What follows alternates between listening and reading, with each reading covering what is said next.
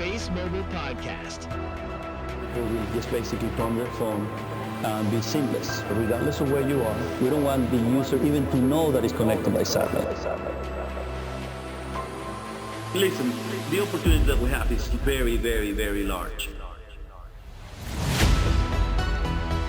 Good evening, everyone. It's the first time. It looks like I'm actually early. It's 8:29, but looks like it's the first time where a football game ended perfectly on time. That was a great Bills game, but even a better Mariners game for anyone that wasn't watching earlier. So now we get into the sport of being disruptive telecom investors, which many people said wasn't possible, but here we are.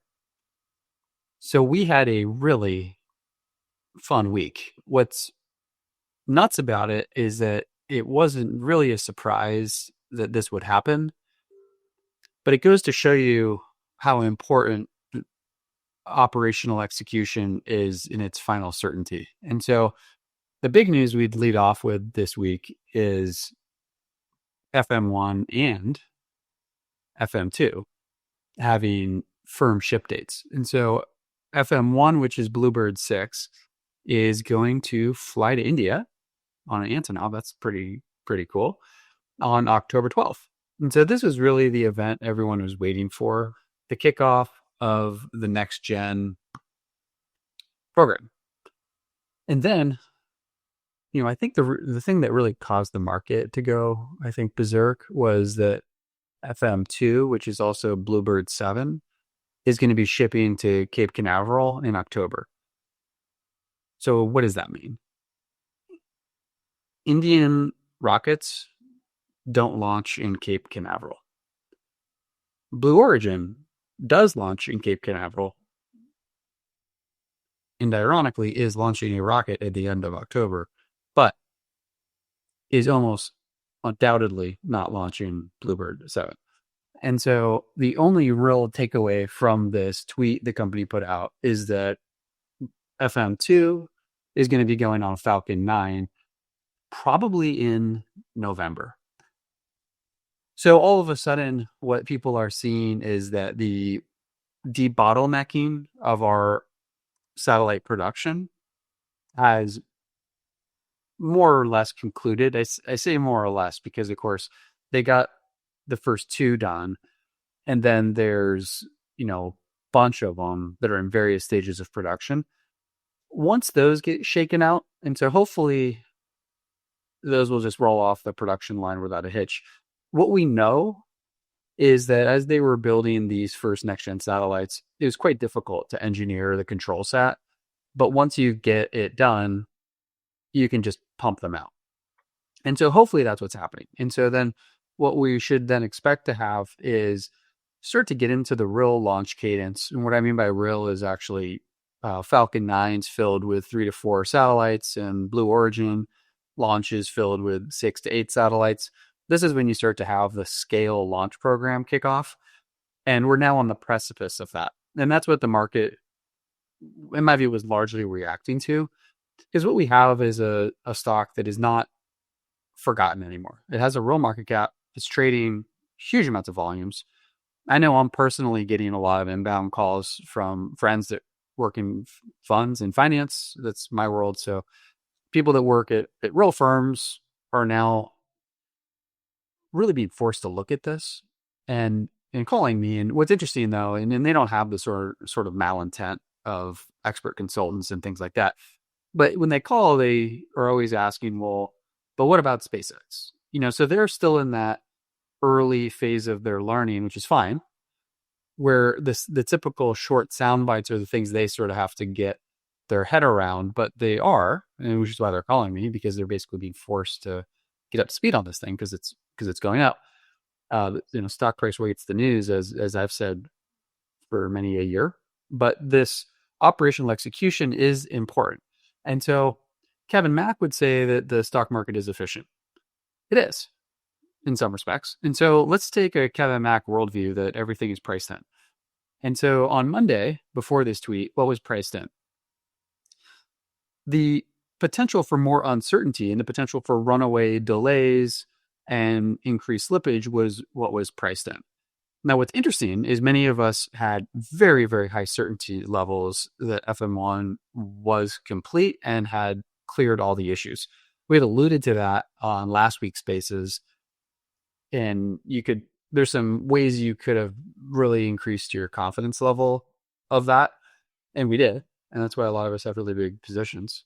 But the market obviously didn't have that same confidence, and so then with this tweet that the company put out, that really de-risked this operational execution component, and then the market re-racked, market efficient. What's interesting is strong form of market efficiency would say that the market should have known what we felt like we knew, but it didn't. And so it was only pricing in what was just press released public news. But then it adjusted. And this kind of goes to my point is there's so many cards to flip with this company that anyone that says, well, the market is efficient, it's kind of a silly thing you can spin circles around arguing. And I think it's kind of stupid. The market is competitive and a lot of people are trying to figure out the same thing. But companies are dynamic. And we're not arguing about the value of a closed-end fund that owns dollar bills and you have a clear NAV. We're debating something that is dynamic, ever-changing, full of uncertainties, both good and bad. And it's very difficult for anyone to conclude that the stock price should be an exact certain number any day when there's all sorts of changing news. And that's what was kind of interesting about the Kevin Mack comments a while back about Legato. And then what we're seeing in this sort of rapid re-rating of this company, admittedly in a strong stock market too. And this is what Anpan Man and I always sort of dreamed about. I mean, for the past 5 years, we'd always look and go, oh my God, this is like the best time for Scott to put out some news. We finally have a really good stock market. Well, we kind of have the granddaddy of them all right now. We have a company that is really now ending its news vacuum. Interest rates are going down. The secular backdrop for defense spending is crazy. The secular backdrop for strategic investments, things that are that are important to the U.S. and national security and effectively defense arms race is very important. All of these things are happening at the same time, which is great, which we'll get to in a second about what that could mean in terms of the valuation. But this operational de-risking is a very important point that could be easily overlooked by casual market participants. For someone to say, well, of course, they obviously were going to have to deliver FM1, otherwise this company would not be worth anything. And the question is, were they going to have this runaway slippage? If you are a kind of an experienced investor, if you start to see a project go over time, that almost 100% means usually over budget. And the passage of time can sometimes not mean the closing of the risk, but sometimes it can be the expanding of the risk. And that's why as FM1 slipped from April to May to blah, blah, blah, that's why, that's frankly why shorts probably piled in, because the muscle memory of similar and like kind analogs would generally be problematic. And the reason why people like me and, a lot of the other people that post on this company took the other side is we just had a lot of conviction that this was not a runaway to the downside project. And in fact, the opposite. So anyway, here we are. We had a really nice post on Reddit from Tanner, and I didn't realize his screen name on Reddit was TKO. Makes sense, Tanner Kirk Ottaway. But now I'm thinking about the guy that makes me do all these push-ups every night. I think he's TKU. So now I don't know what to believe anymore. If Tanner has a burner account that's been making me do push-ups all the time, maybe this is all one big joke. As I do this podcast, I'm questioning the reality as I know it. But anyway, Tanner on Reddit put out a really interesting thread that was highlighted by Redrum, which is my second tweet. It's called Tanner on Operational Scaling. And so Tanner has Tanner self-doxed, and so everyone knows who Tanner is. And he's a petroleum engineer, which means he's very technical and he's very smart. He's a guy I talk to all the time. And so this tweet is really interesting because he goes through kind of what's changed. And you can easily see a stock price go from 2 to 70 and think, oh, I missed it. But it's also really important to understand the things that change. And so a year ago, when they really didn't have very much cash, they didn't have the warrant exercise. If anyone remembers the advent calendar that I did, the warrant money to me was a game changer because that's what allowed the company to step on the gas to scale. But the constraint for how this company could actually invest in its own capacity was self-limiting by its balance sheet. Now with these cash balances, as Tanner points out, they really have the ability to step on the gas and get to this faster cadence.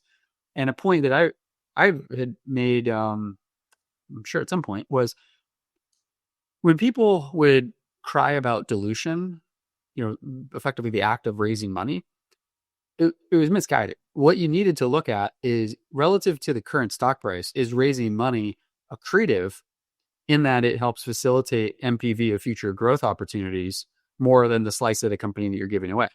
And then you had Andrew Johnson, the CFO of the company, make similar comments in prior earnings calls of the faster we raise money, the faster we can invest in our constellation and pull forward this value. And then you started to actually see this happen with sell side notes of realizing as the company grew its balance sheet, it could pull forward its build out, pull forward its competitive moat, be first to market. And that's what we've now flipped into in terms of the market understanding that this company can be the winner. And as it invests faster, that is a good thing, not a bad thing. And so in theory, they've already done the capital raises. You can see how the capital raises were really well received because now the market knows that raising capital is not actually net dilutive. You are being diluted mechanically, but in terms of value, it's net accretive. And that's an exciting thing. And that's really one of the points Tanner made in this Reddit thread about how the operational scaling has taken place, how the balance sheet has really facilitated that, being able to run more shifts, hire a bunch of people, get all the testing equipment, all of this stuff has really changed what the operating capabilities of the company are versus just a year ago. It's very exciting. It's a much better company to own than it was, in what was really just a blink of an eye ago. And so going back to the sell side, so the sell side is taking note. Barclays upgraded their price target to 60. I will say it once and I'll say it again. I don't really care about the sell side price targets that much. They're pretty near term looking. They will generally follow the stock price. Rarely do you get sort of the big brain price targeting exercises.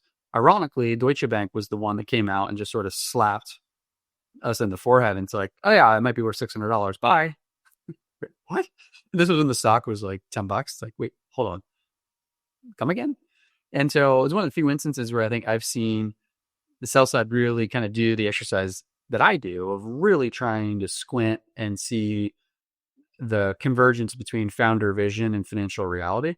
But even here with Barclays, they do show an upside case of $100, $120 per share. And it's always just really useful to remember how dynamic this is. It changes as cards flip. And sometimes you do get the sell side report that really just shows the realm of the possible, which I find really useful. I would love it if sell side reports generally would just say, we're not going to give you a near-term price target. That's not what the Kook is asking for. I really want to understand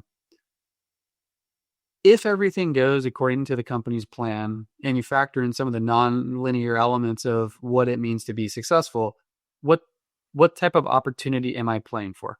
And so, for example, I would have loved to have seen that type of analysis on Google back in 2005 when I actually looked at it. I would have loved to have seen that analysis on Meta. I would have loved to have seen that analysis on Microsoft and NVIDIA and even things like Amphenol, just to understand if things go really well, if I have a 5, 10 plus year time horizon, what am I looking at? It would make investing so much easier because so many people would in fact ignore that analysis, but I wouldn't. And it's really the reason why I own so much Space Mobile this is one of the rare instances I feel like I can really understand what the long-term vision is. And by contrast, this afternoon, I was trying to study quantum stuff, just trying to get up to speed. And I get the sound bites, but I don't have this visceral understanding of really what that market looks like and what the business models look like and what the opportunity looks like. Those things right now, I categorize as like schmuck insurance, which is a term I use. And so to me, those are kind of like Bitcoin. It's like, I don't know if anyone really understood it. Although, in fairness to the Bitcoin bros, they did have that vision many years ago. If you had asked them, they would have said, "Hey, we're going to replace money and replace God." Oh, okay. You guys want to put a straight jacket on? And but I do want to hear those bull cases, and then if it does resonate, sort of, in the strings of my soul, then that's where I would really take a big bet. That's what happened to me with ASD Space Mobile. It's something that just sort of the cumulative experiences I've had in my career, I really understood what could happen there. And, here we are Sunday night doing a podcast about it. And long way of saying, the sell side reports, you should always, in my view, like, read them to try to understand the impact of vision and what's going on in terms of whether a company is creating and or dominating a market that is or could become big and also be durable, thereby leading for good returns. Those are the things that I'm looking for, because that's where time is your friend and you can just make one decision. And then, in theory, this would be an amazing way to live, but you could rewind the clock back to December 2000, saw a vision, saw a founder, buy stock, go to bed, wake up in 5 years, and boom, it worked. That's a great way to invest. Instead, we've spilled infinite amount of ink and time do analysis, which is fun, but it just goes to show you, if you can zoom out correctly, time is really your friend, and don't really over trade things. So now let's get back to some more of the news. We had Vodafone come out. So literally, Vodafone came out to go visit Midland. So to me, this was my tip off that FM1 was gonna not launch, was gonna ship. Took a lot of crap for that on the internet. Of course, people were saying this is below you, Kook. What, guys? There's really nothing below me. I mean, have they seen the ASC cheerleader memes? I mean, I don't know. I don't think I'm known for having a high bar, but anyway, that apparently was like too much. You know what I'm saying? Well, I bet they were at the facility because they were going to ship FM1, and people were up in arms about that. And then the next day, it's literally FM1 is shipping. It was really nice to have Vodafone there to break a bottle of champagne on it. Spot on. And so then Vodafone comes out. Also, never mind the whole team thing, but then are out there talking more about how they're going to bring the whole solution to European market. So I want to point people to something that's a recurring trend. It's very, very important, actually. So in the second Vodafone tweet, then they go to the Vodafone page. So first thing is also, all of this, again, is being corroborated with partners. And this is a point Tut was very wise to point on many, many moons ago, is whenever AST Space Mobile will put out a technical update, it's always in conjunction with their MNO partners. SpaceX doesn't do that. Do you remember this company called Link? They don't do that. Only Space Mobile does it. It's very interesting. And this, we now know, really goes to the risk posture of the company. They literally think if they don't have all this verified with their partner, they're all going to jail. Like, they're so careful. They're like, we do not want to trade black suits for orange suits. It's like, guys, you can also just put out a press release saying you're awesome. No one's gonna be too upset with you. But anyway, they persist in being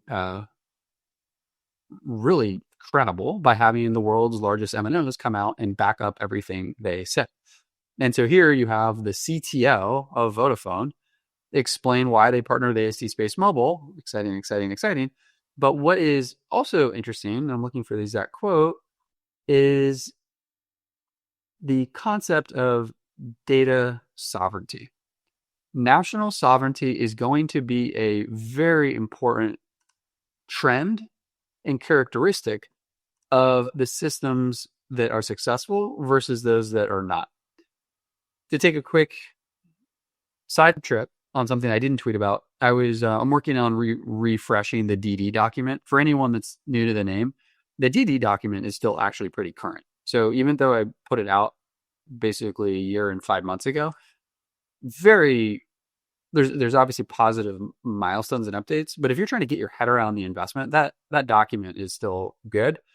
I'm updating it so there'll be a refresh one. Then I'm going to try to have that out by the time the launch happens, because I'm assuming there's going to be a lot of new people that are trying to learn about this as well. And I want to prevent people from, I really want to prevent people from buying ASTX, that double levered ETF. I think they're going to get their brains blown out on that eventually. And I want to prevent people, if I can, from just buying short-term call options. And so even though they're in the right security, they somehow find a way to lose money. And I think the best way to do that is by sharing in-depth research so people can understand why it's okay to actually be patient. And Rome wasn't built in a day. And you can own a stock for more than 15 seconds because that is not usually a suitable investment horizon for a secular winner. But the long story short is I was reviewing Iris Squared, which is the European system, which is really this bastard of a system. Like, imagine a child that has like 7 dads. Very confusing. Child has to overcome many obstacles. And so Iris 2 is that. There are many, many fathers of this thing. And what's interesting about it is they're in Europe, which basically makes it an unusable system for anyone outside of Europe. Their data is no longer sovereign. The US will not use it for one. They're definitely not going to use a European system. But if they were, they're not going to have, the DoD is not going to have their data go through Europe. No way. And no other country will either. And so then what happens then is something like an Iris Squared becomes sort of like an economically dead system. And if you have a satellite constellation that can only be used over one country or one region, it's pretty stupid because these are economy of scale assets. They're multi-client assets. You want to be selling capacity as you go around the world to depreciate it and amortize that big fixed cost. And this data sovereignty piece is important. And the account Mega Constellations, if anyone follows it, is a telecom specific account, very technical, very good. And that person wrote on LinkedIn, which I was basically just incorporated into the DD doc yesterday, and made many points about why this Iris Squared system is going to suck, basically. And if it ever actually gets built, why it's just a total POS. And what you can see here is Vodafone is sitting there really just sort of like primping themselves, combing their hair, putting on cologne, doing all these things Europeans do that I certainly don't do. Clipping their nails, having an espresso, popping a couple of Zens. That's what Satco's doing right now. They're just being their inner Peter Lindmark and being fancy from Liechtenstein. And why are they doing that? It's so that when Iris Squared hits the wall, Europe will have Satco to fall back on for all of the government use cases, all of the emergency response, and in my view, probably a lot of military use cases as well. AST, with their partnership with Vodafone, has created a European sovereign system based on the constellation that should check all the boxes. And Vodafone is no dummy and is doing everything right to be in that position. And this just goes to just how many billions of dollars of revenue do we have sitting around the world waiting to hit our account? We don't know, but we do know that we have a general economic setup to have it happen, which is what's exciting. And we'll get to that kind of extension of that logic in a second. So we also have Verizon. I was just watching, I think, you can't remember if it was the Mariners game. Yeah, it was the Mariners game. It was perhaps one of the most disturbing, disgusting, and stupid advertisements I've ever seen, which is this Verizon ad where a guy walks in to a plastic surgery office where his mouth is right above his sternum, implying that the plastic surgeon removed his mouth and put his mouth right over his heart. And it's just very visually difficult to look at. And then they make the point that they should honor some plastic surgery contract, just like Verizon honors the contract of T-Mobile. And why is this plastic surgery firm not as cool as Verizon? I mean, if I could have stabbed myself in the eye instead of watched that commercial, it would have been a viable option for me in that point. It was just the worst ad I've ever really seen. And so that brings us to Verizon. So Verizon still has this valid letter of consent with the lease, which means they are going down the line with AST SpaceX Mobile. There will be a DA, and God help us, please, Verizon, if you're listening to all, get rid of that ad agency and just channel the space mob energy and copy some of our memes and our content, we won't charge you for it. Like, just follow Corey and have that psychopath guy in the Lamborghini. You will sell more mobile phones than the stupid stuff you're doing and paying a lot of money on Major League Playoff Baseball. I mean, God help you guys. That was a terrible ad. But at least, despite your god awful instincts on marketing and how to make customers not even want to look at you, at least you're very smart technically, and you are having good FCC protocol to make sure that your STA is valid with ASC mobile. So I guess it's kind of like a one step forward, one step back type of thing for those guys. We also, going back to the world of the FCC, we had Legato. So Legato got confirmed. Very exciting. The next step is getting FCC approval. So I added some stuff for people. Let me just pull it up on Twitter. Okay. So I added some slides called Legato Teach-In. So these are some of the documents that I will be adding to the DD document when I update it, but this is just a preview of it.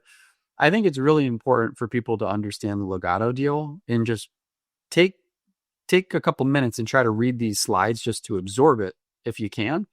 Because we talk about Legato a lot. People throw out some really big numbers, which we believe, frankly, but it's hard to sometimes contextualize it. You have anonymous accounts with profile pics of cartoons telling you that invisible energy waves that you got in bankruptcy are worth $20 billion.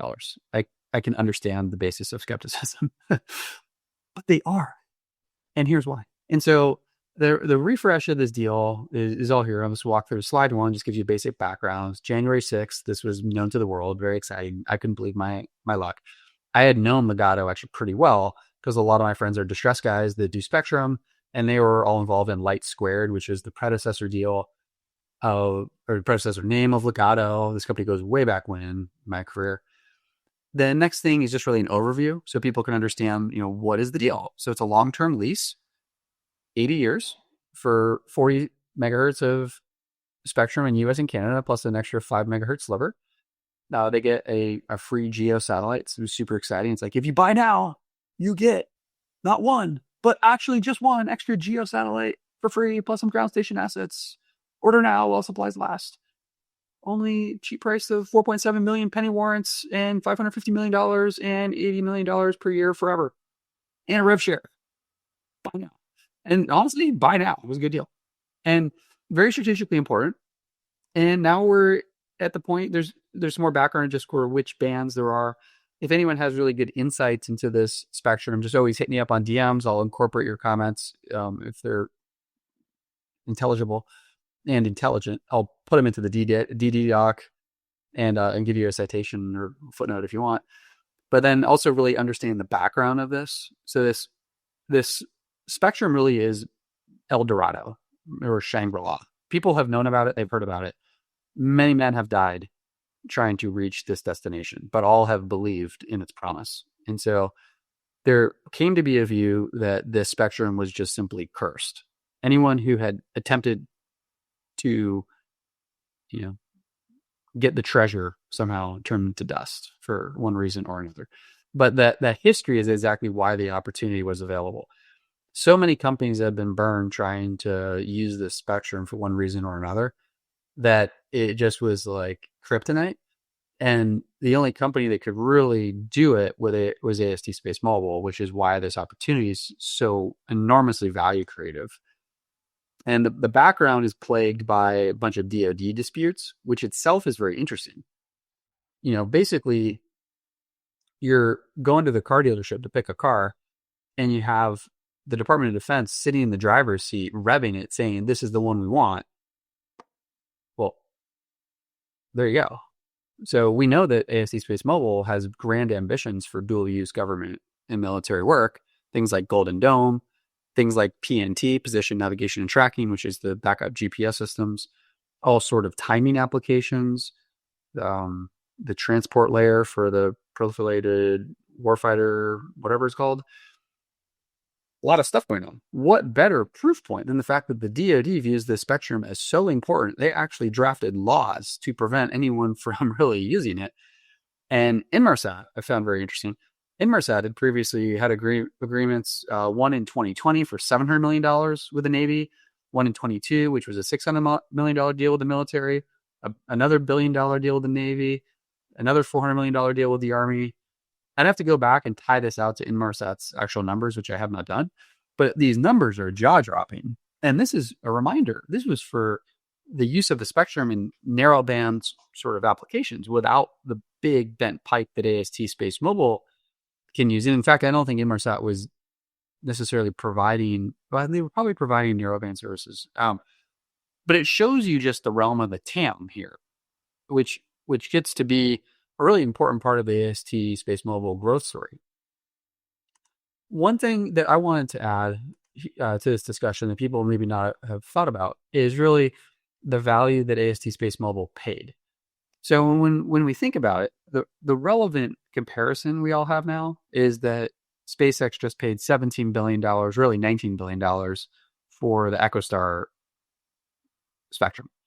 And so initially when people like me were saying, I think that Ligado spectrum is worth $10 billion, I was sort of laughed out of the room. And then I secretly thought, well, maybe it's worth more. And SpaceX really just validated and printed the fact that lesser quality spectrum, roughly the same amount, is worth $20 billion to them. Well, that's a really amazing mark to market for the L-band spectrum we got. Now, what did we pay for it? And so at a $50 stock price, I mean, this is when I was updating this, stock was $50. I could update that fast. That was worth $235 a stock. When this deal was struck, it was really like $130 million a stock. They're paying $520 million of cash. This is all non-recourse, funded with debt. There's a alternative credit firm called Soundpoint, which is leading that loan. That loan is in a off-balance sheet bankruptcy remote SPV. That money then goes onward to Inmarsat. And then there's an $80 million a year lease. I discount that and say, well, let's just discount that at 5%.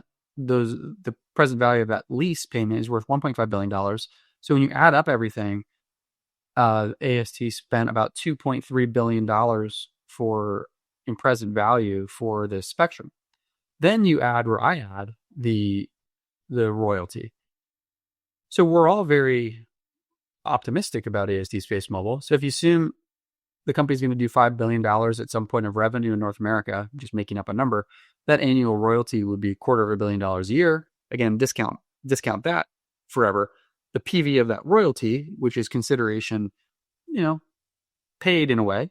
It's money that's going to go to Ligado. We're not necessarily a cost, but one way to think about this, which we'll get to next, is money that we share with others is maybe money that goes off the gross value. So if the gross value is 20, but then you have a royalty that goes to someone else worth $5 billion, then the net value to you is $15 billion. So when you add the cash, the lease, the shares, and then a real loosey-goosey estimate of the royalty, that takes the total consideration we paid on a present value basis at 5% of roughly $7 billion. So $7 billion versus 20 is a good deal. The next thing I wanted to introduce is a rough way of valuing Ligado spectrum. And so this is some math I need to sit down with Katzy around, but you can take the spectrum we got, 45 megahertz, and then you can go through some satellite math, which I won't do verbally on this call because I'm sure people will not be able to follow it. But you can start to understand that we have various spectral efficiency assumptions. So basically how efficient we can use this spectrum, how we can reuse it, because we have a lot of satellites and they have different beams. And then we take some utilization factors and things like that. And we ultimately can say, well, where are we going to be selling capacity? In my view, we're selling capacity somewhere between $2 and $20 a gigabyte. We're seeing that monthly rates for crappy services are like $10 a month. But the people using SpaceX and Starlink are not using a gigabyte of data for intermittent texting. So when you actually think about the value of the data, $20 per gigabyte does not necessarily mean $20 per month, which is an important distinction.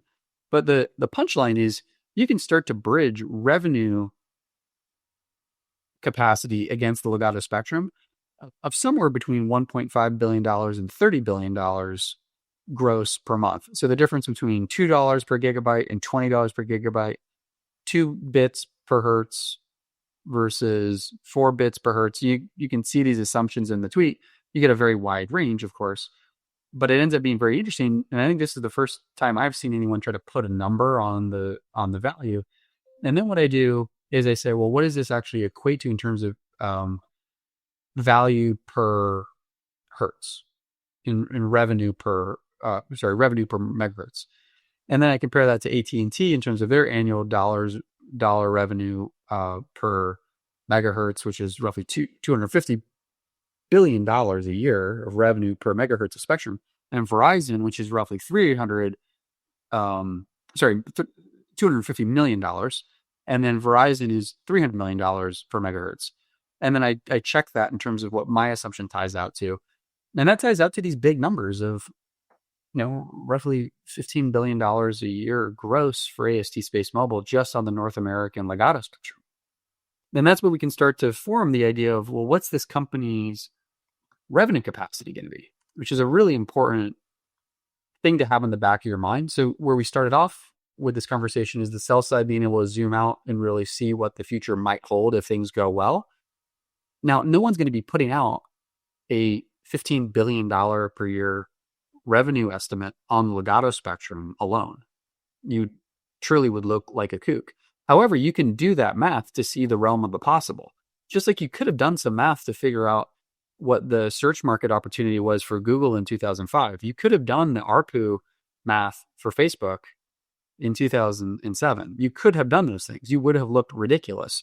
I am ridiculous. I did that math for Tesla back in 2015 because I was trying to copy Ron Barron, and I could see what he saw. Did I buy Tesla? No. But lesson learned. That's my Steve Larison moment, really, is seeing these things where if I had just looked at it in a different way, really dumbing it down, frankly, and just seeing where the vision can collide with financial reality and then sticking to my guns and being long-term, the results can be astonishing. But the key is to figure out the right frameworks to apply. And then obviously you have to be right. But that's the punchline. I think I probably blabbered on too long about Legato, but we'll revisit this later. But you can see some of the math I put out. If people see mistakes in it, please DM me and I'll correct it. And but it's exciting to start to put some revenue potential numbers on this company now that we're getting really close to revenue. And the other thing we have, Only Six Stitches put out just the obligatory employee count estimates, which show we continue to really grow and scale into the opportunity. Also this week we had Scott give an interview. It's really more of the same, which is great because he has a great punchline to talk about, and he's very excited. So I'd recommend people listen to him on Bloomberg. More people are being exposed to this. The more people hear Scott talk, even if he repeats himself every single time, it's great, because if he repeats himself and he's right, then he's credible. But then Scott has to compete with Ampan Man, who blew him away with a 2-hour talk. I didn't have time to listen to this because I decided I have to try to start living my life, but heard it was great. And so the link for Ampan Man's spaces is linked here. You can listen to it if you want. And then we also had more tech validation. So going back to the way this company works is when they do things, they put it out with their partner. So we had some great releases with Vodafone. Oh, and this is actually where the national sovereignty might have been. But then we had Bell.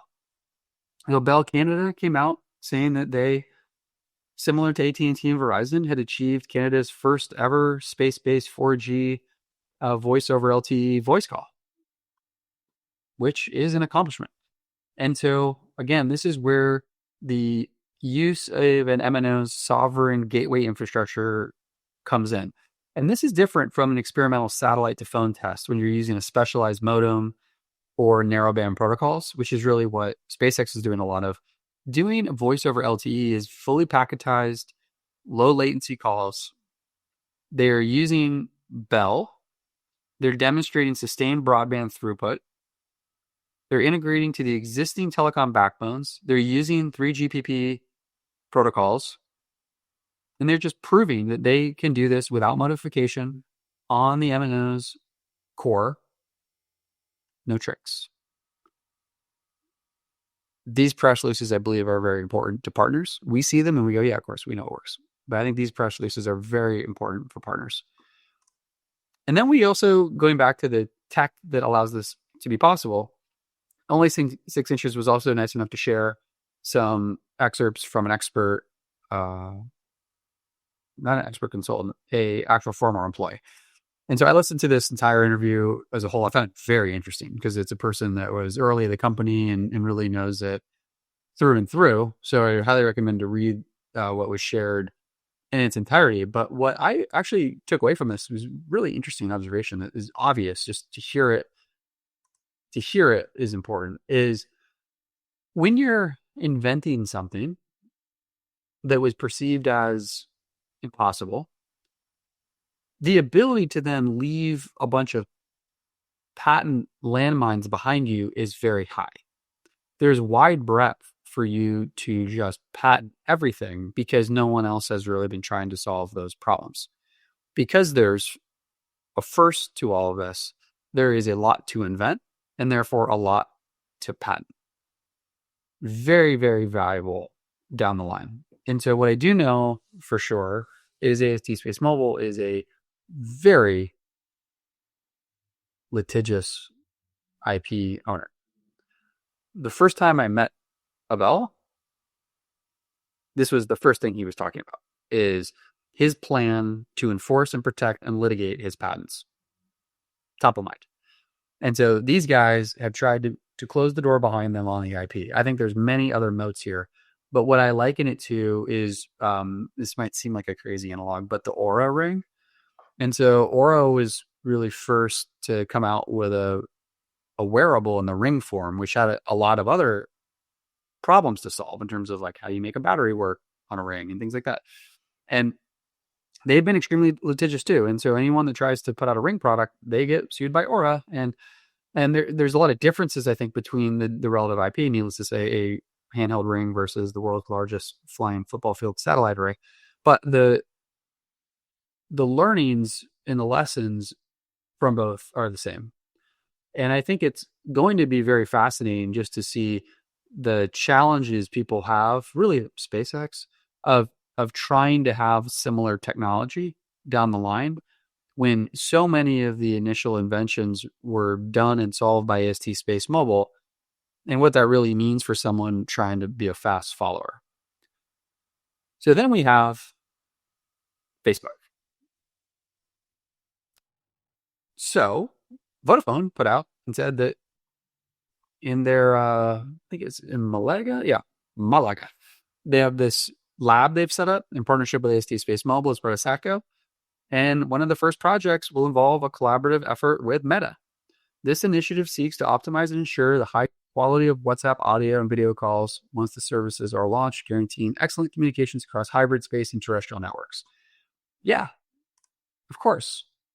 This is what we've been saying the whole time, is the whatever they're called now, the Glorious Seven, just big cap stocks that go up, are all based on the delivery of digital services to human beings.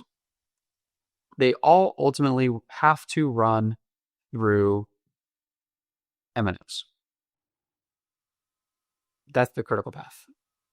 If you don't have internet, either through fiber, through fixed satellite, through a cell phone tower, or through a non-terrestrial network tower like AST SpaceMobile, then you don't have connectivity.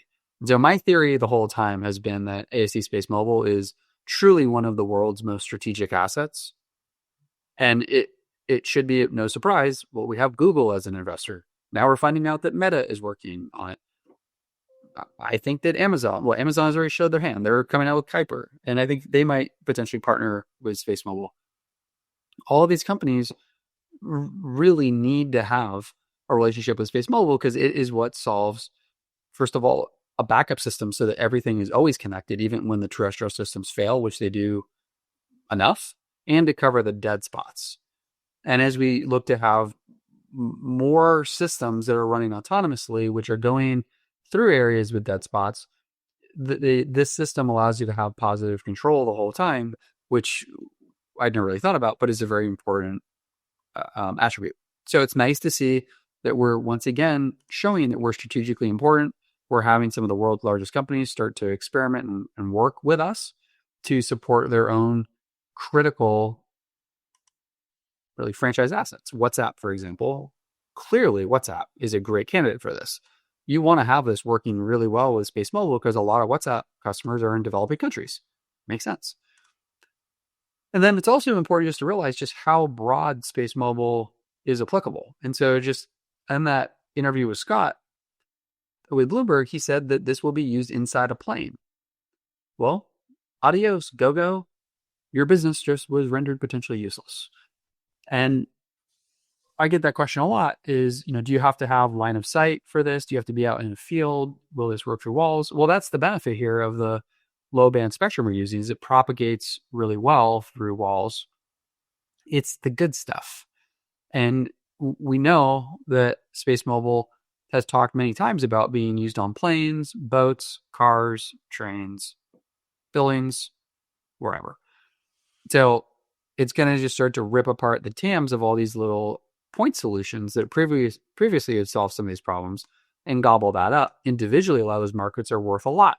There's lots of these $100 to $1 billion revenue a year markets that we should be able just to swipe and take. Iridium, has a target on our back, for example. And then we also continue just to have Scott telling us that defense is going to be a big opportunity. And so Redrum put out a cool thread just highlighting what did they say in Q2 2025. They brought up government a lot. And then Scott was just talking about it in the fireside chat on September 3rd. He's specifically talking about Golden Dome. But he also consistently says, we are working on, I believe it's 8 to 10 programs of record, each of which are $100 million plus opportunities per year. These are big numbers. And then we have more proof, and I got some comments about this in my DM, so I don't want to hang my hat too much on saying that I really understand the nuances of this, but we have AST Space Mobile continually posting for jobs that have top secret security clearance requirements. And some of the analysis behind this from people is that you're not asking for these people unless you already have this work. Well, this isn't necessarily a Golden Dome giveaway because we know that they have other defense work, but it's consistent, again, with a lot of defense work and a commitment to it. So it's not one-off. And it is exciting to see some of these jobs that really do track pretty well with the type of descriptions you'd expect for Golden Dome. And I just saw actually because the government shut down, Golden Dome announcement might be delayed a little bit more again until seemingly next week. I really don't know how Golden Dome is going to be brought to the market, but it seems like it's happening. And Mike, Dr. Mike, put out a tweet that just showed a little bit about how the SDA, the Space Development Agency, is being hit by some of this government shutdown delay and things like that. So I don't know. We've had a lot of good news lately. It's fine if some of this news gets spaced out a bit. But then others are pointing out that L3 Harris is out there openly talking about Golden Dome. And so L3 put out a tweet, as the industry's trusted disruptor, we're uniquely positioned to deliver American-made capabilities at the pace and scale required for America's Golden Dome. And so people are really indicating that this is happening. And I believe it is.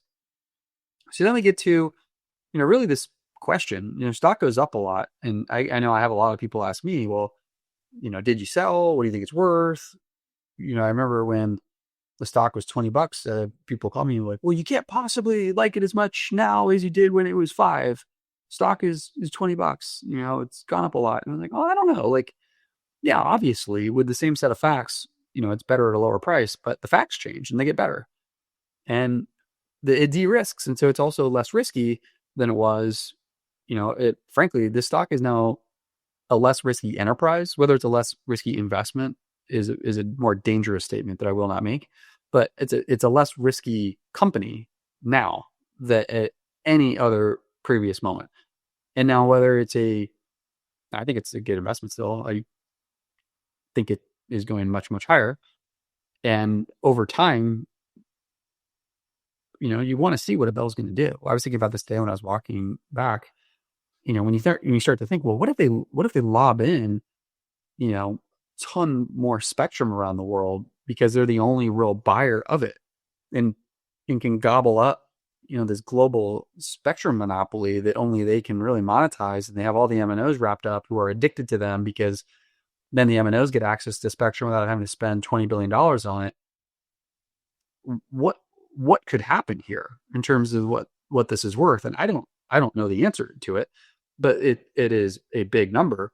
And that's what gets really exciting. And ultimately, there's some people I know that I talk to, they're in the space mob, they're literally just locking away their shares, and they're just convinced this is going to $1,500 per share. They're going to be a billionaire, and you're not going to convince them one way or another. And good for them. There's a lot of people that do really well holding stock for 35 years. Here's to you, Larry Ellison. It worked out. And Steve Ballmer, it worked out.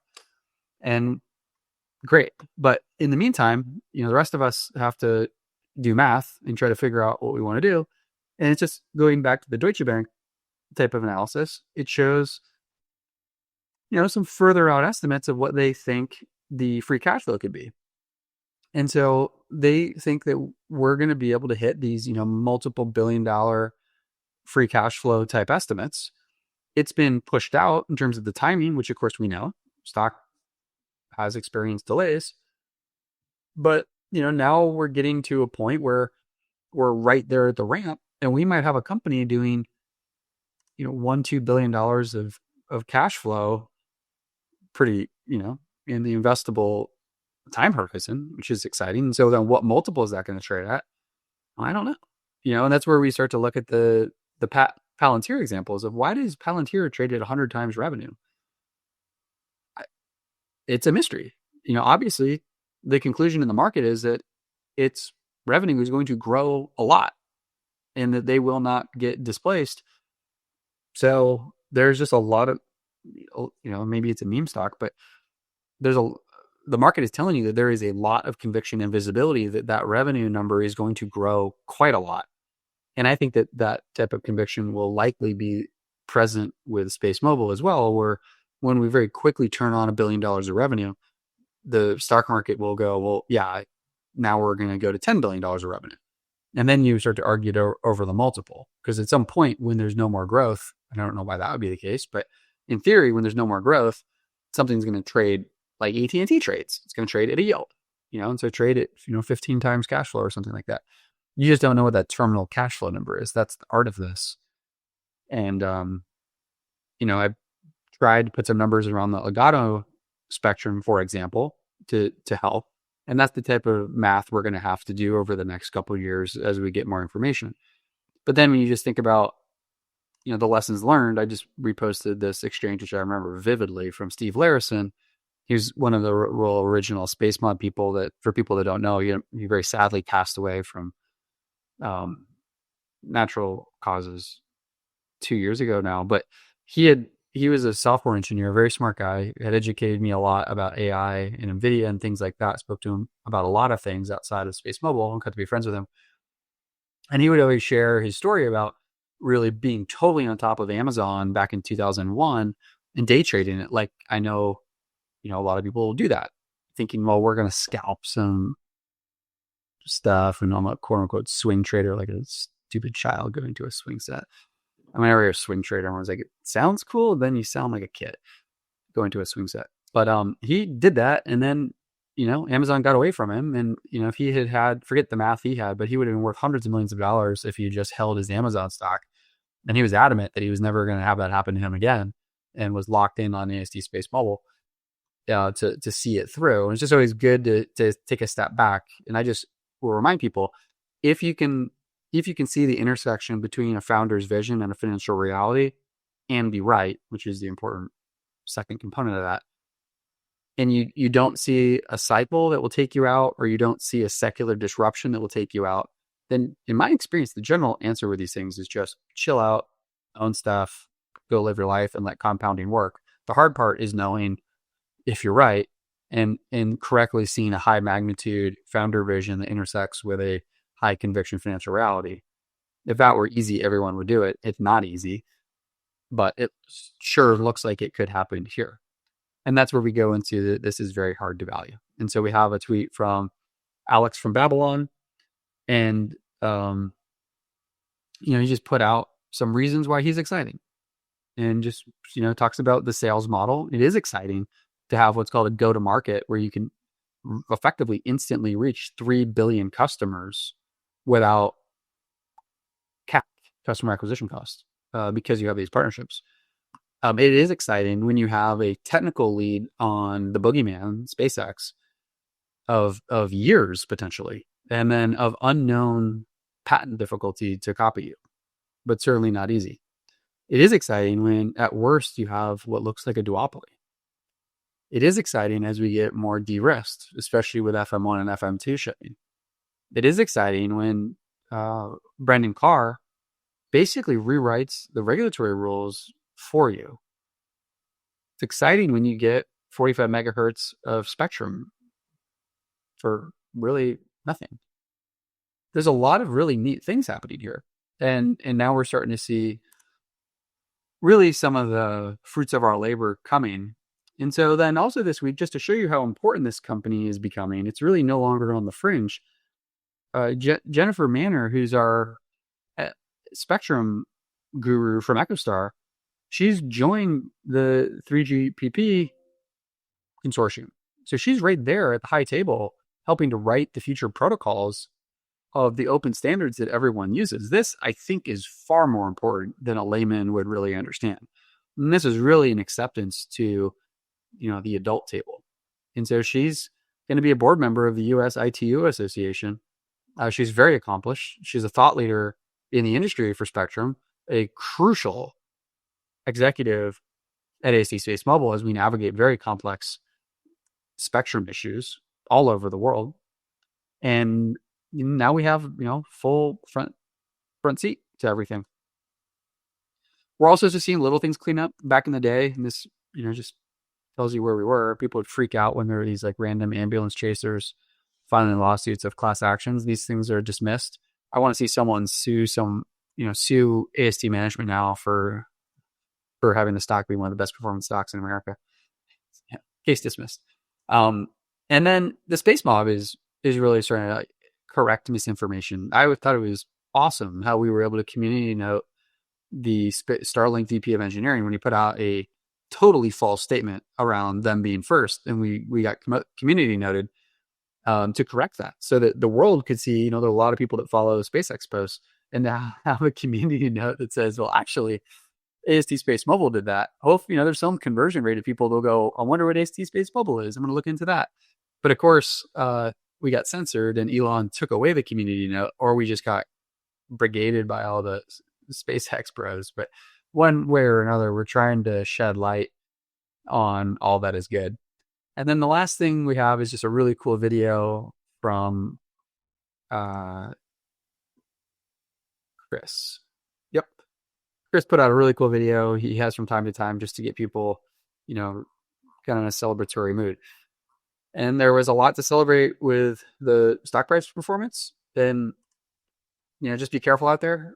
I know a lot of us have lived through quite a lot of these rapid, appreciable moments in the stock. It's very, very fun when it goes up. Stocks sometimes correct, they consolidate. And I don't know if we're going straight to 100. I have no idea. But that's why I also, when the stock is ripping like this, I tend to go pretty quiet, because my mental sort of constitution in markets that are so happy is not really what I was built for. I'm more of like a battle in the mud type of guy. And so when it's all kind of working, I just figure I'm just going to shut up, let people enjoy the moment, and work on my DD update. And I don't want to be end zone dancing, one, because it's bad luck, and two, I don't want people then getting kind of imprudently excited and start to bet real money that they can't afford to lose in options and things like that. I don't want to encourage any of that, because we've all seen the negative consequences when people get blown up. But I have a massive position. I'm very excited about it, and I think not in terms of share price, but I think in terms of market cap. And so when we zoom out, we've got roughly a $25 billion more or less market cap company, and you start to go, well, okay, what is the size of my secular opportunity? Will I win it, and will it be a growth market from there and an important market from there. And I'm still of the view, as people say, well, it's not going to be a winner take all market. And I corrected my friend that called me today. I went, yeah, I agree. Starlink might have a chance at having some small secondary role. And so to me, it's a winner take most market. I don't know why people don't say that. People always say it's not going to be a winner take all market. And it's like, yeah, duh, sure. It's going to be winner take most. And that is, to me, a crucial distinction when I think about my position is I think it's going to be winner take most. I think ASTS is going to take most. I think Starlink is going to be a distant second that has certainly a lot of advantages that it can bring to bear, but this is a different market. There's nuances that are different from the ways in which Elon has previously been successful. I think it is going to be a very big market. We've seen the rough estimates of what the annual revenue estimate is for this. I think that's going to be low. That number for context is like a $30 billion market per year. Assume we take 2/3 of it, that's $20 billion of revenue per year. I think that is going to be a bigger market because I think people are going to invent uses for this technology that don't exist today. And that's what's exciting about this type of investor.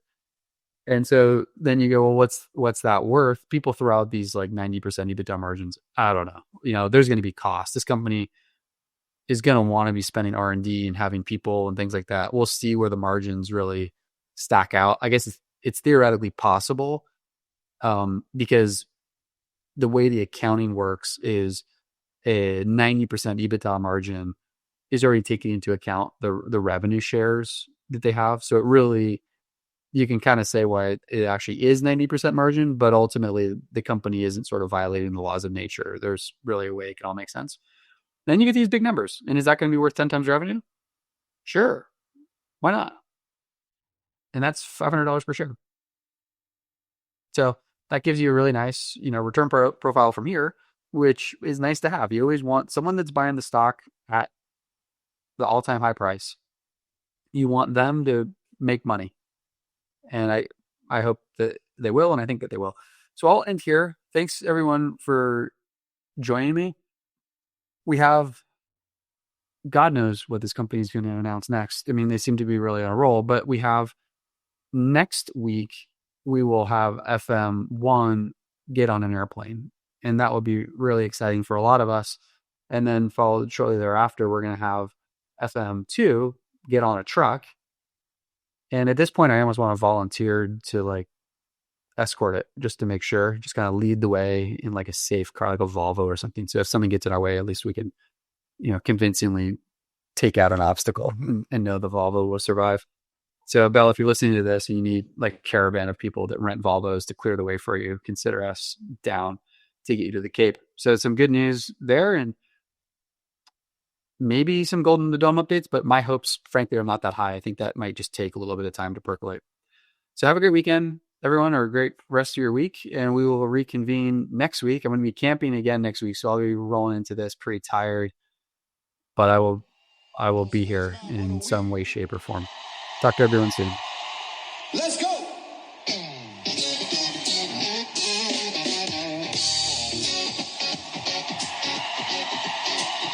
Connected, unconnected. From 2 to 68, yeah, we on the rise. Able build it up, never sold, no surprise. CEO, no salary, just a vision in his eyes. This company says, baby, watch it touch the sky. Started at the bottom, now we're climbing high. Able got that fire, he ain't ever getting tired. Dollar signs flashing, but he's steady with the grind. No cashing out now, got the future on his mind. No share sold, not a single one gone. He's the king of the throne, holding strong, staying on. This is his baby, yeah, he built it from scratch. From 2 to 68, and he ain't looking back. From 2 to 68, yeah, we on the rise. Able built it up, never sold, no surprise. CEO, no salary, just that vision in his eyes. This company's his baby, watch it touch the sky.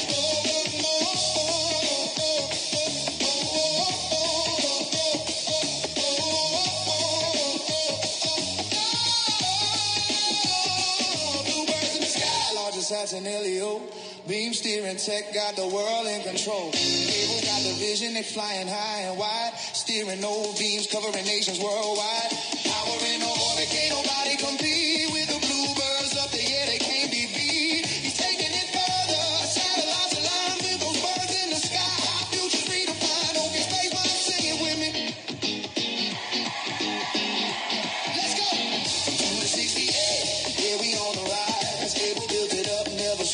surprise. CEO, no salary, just that vision in his eyes. This company's his baby, watch it touch the sky.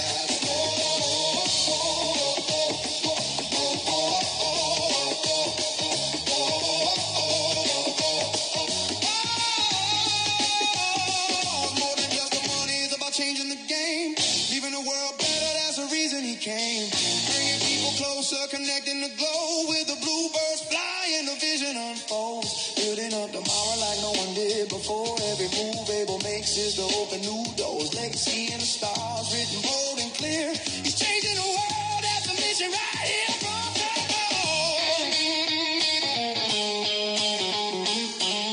From 2 to 68, yeah, we on the rise. Abel built it up, never sold, no surprise. CEO, no salary, just that vision in his eyes. This company's his baby, watch it touch the sky.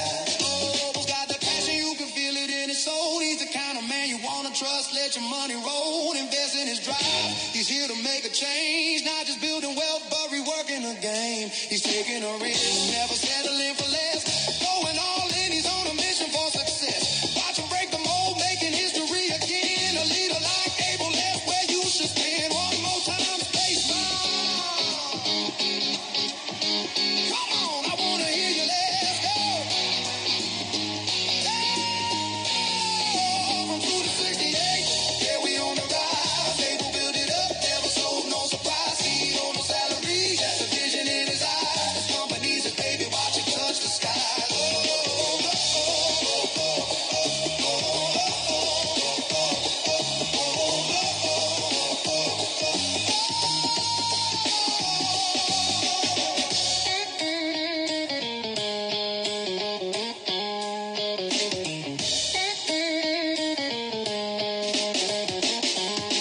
Bluebirds flying high, steer the beams, make them shine.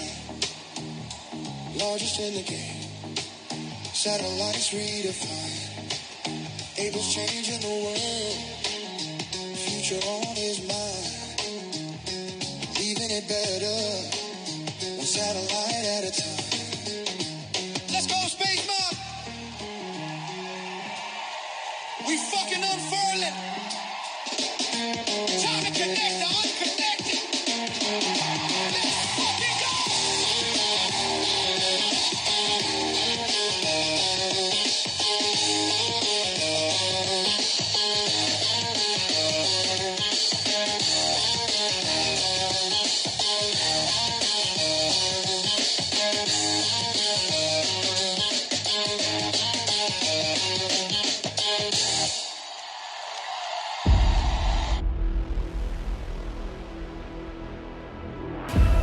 Thanks for listening to the AST Space Mobile podcast. If you enjoyed this episode and you'd like to help support the podcast, please share it with others, post about it on social media, or leave a rating and review.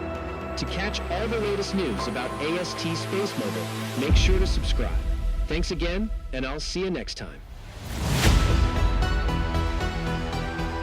We're doing something very, very big. And I think with this technology, we can really affect billion lives. AST Space Mobile is the only company that has proven technology to deliver cellular broadband connectivity directly from space to your everyday smartphone. People will just basically turn their phone and be seamless. Regardless of where you are, we don't want the user even to know that it's connected by satellite. Our role is to bring this into reality, always in partnership with the MNOs.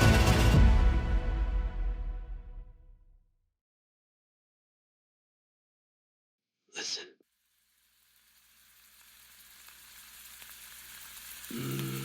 Waffles.